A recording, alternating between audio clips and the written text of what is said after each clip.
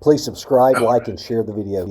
All right, Chris Speaks back here today on our weekly BCS State of Alabama with my partner in crime, Brandon Mosley. We've really started getting a lot of views here, and at first it was just me and Brandon sitting around talking, but I guess we figured people, as much as they love to hear us speak, we would probably get And we somebody who were knew what they were boring the talking audience about. pretty quick.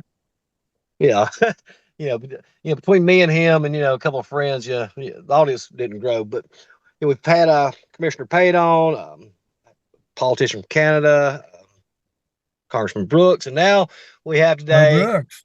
yeah, but Congressman Brooks, 2022 candidate for governor, and now the 2026 candidate for lieutenant governor here in the Republican primary, the Reverend Dean Odle. Dean, my man, how are you? I'm doing good, man. How are y'all doing? Great. So, what we'll do is I'll ask you first two, and Brandon will ask you two, and we'll kind of bounce it back and forth. All right. So, Dean, man, you're in the lieutenant governor's race this time. Why not just run for governor again?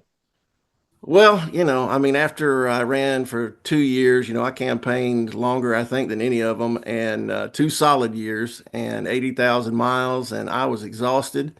Didn't really think after I did that I was ever going to do it again.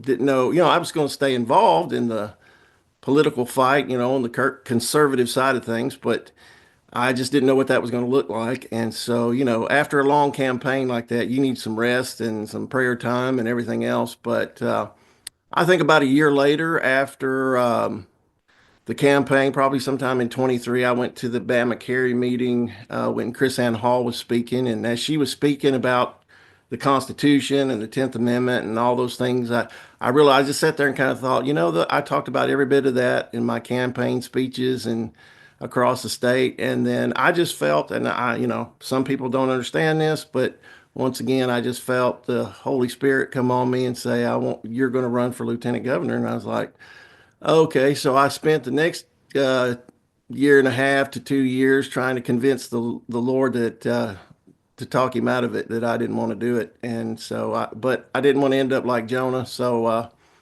I just feel it's what the Lord wants me to do. And I think, again, it's, like last time, I was speaking truth to our political leaders, truth that they didn't want to hear, truth that a lot of the media censored me for, lost my YouTube channel, terminated at that time. I was censored all over the place because I was talking about, the early treatment protocols for COVID and, of course, some other things. And so, Mike Kaysen at AL.com admitted that they were censoring me because of that. And, but everything that I talked about in 2020 to 2022 has been proven to be true. I mean, now even ivermectin that got poo-pooed on his horse pace is now curing cancer, and the studies are coming out for that. So I feel pretty vindicated in that I was looking ahead to the right experts and the right doctors from Harvard and Yale and so on that were talking, speaking against the establishment. And whether you do that in the political realm or you do it in the medical, pharmaceutical realm, they don't like it if you're not, speaking their narrative, if you're coming against them. So you get censored or you get attacked or whatever. So, but I just felt like, the Lord said lieutenant governor, and I'm okay with that. I just feel like, that would be an interesting position because you're president of the Senate. You appoint a lot of board commissions on, different board members on different commissions. And also you get to be part of the committee, the small committee that gets to decide what's going to be in the next legislative session that you're going to have. So, and of course, the lieutenant governor has a tremendous bully pulpit to, speak to the press and try to influence our legislators in a certain direction or influence the governor in a certain direction. So, and I'm okay with being, I don't have to be number one. I can be number two. You know, I'm not just wanting to be a hot shot. I just want to be involved. And as a minister, as a Christian, I just try to do what the Lord leads me to do and obey him. So, Dean, tell me, what's the most important issue facing our state, in your opinion? Well, in my opinion, it's corruption, but that is a broad term. I think the corruption is across the board when it comes to the ability of our politicians to take dark money, and we don't know where it comes from. In 2018, the Attorney General, Steve Marshall, took a PAC-to-PAC transfer of $750,000 to his campaign, which is absolutely illegal. But the powers that be allowed him to slip through and continue to be the Attorney General. And to me, that just tells you the level of corruption. In my election against, in the 2022 primary, Kay Ivey took 1.7 million in dark money that we don't know where it came from. That should be illegal. I mean, if we're going to have unlimited campaign contributions, we should at least know who is giving to these politicians at minimum. And that's what I was up against. And then what I found out in 2018, it was reported widely in the Alabama press in 2018 that they tracked down some of the PACs that Kay Ivey and Walt Maddox were getting their campaigns from, and actually traced some of that money, about somewhere in the neighborhood of $1 million, to George Soros that he gave to that PAC. I think it was one of those PACs, Nichols PACs over in Tuscaloosa, T-Town PAC or Pride PAC or something like that. But anyway, Soros money went to about 600,000 went to Maddox, and 100,000 of it went to Kay Ivey. And so I see corruption across the board. I also believe firmly that corruption goes all the way to our voting system, both our voting machines that we use, the SNS tabulators, the Dell laptops that are used at the county courthouse to tabulate all the precincts. I believe firmly that we've got to get rid of the voting machines and go to paper ballots and hand counting like they do in Germany and France and Canada and about 100 other countries, so that there can't be any manipulation of our votes. And I saw the manipulation of voting in my election. One of the blips we saw was 30,000 votes go from Kay Ivey to Tim James, and then from Tim James back to Kay Ivey in about 4 minutes in real time. There was also Kay Ivey was polling at 40% 2 weeks before the primary. So somebody was going to put her in a runoff, probably not me, but maybe Tim or Lindy. And all of a sudden she gets a spike, a dump of about 80,000 votes at about 9:15, just like Biden did in the 2020 election. And so there was, and this is just one thing, but I've had some cyber experts like Clay Parikh, who is the 20-year cyber forensics expert who testified in Haynes v. Merrill, many other court cases across the country as an expert witness.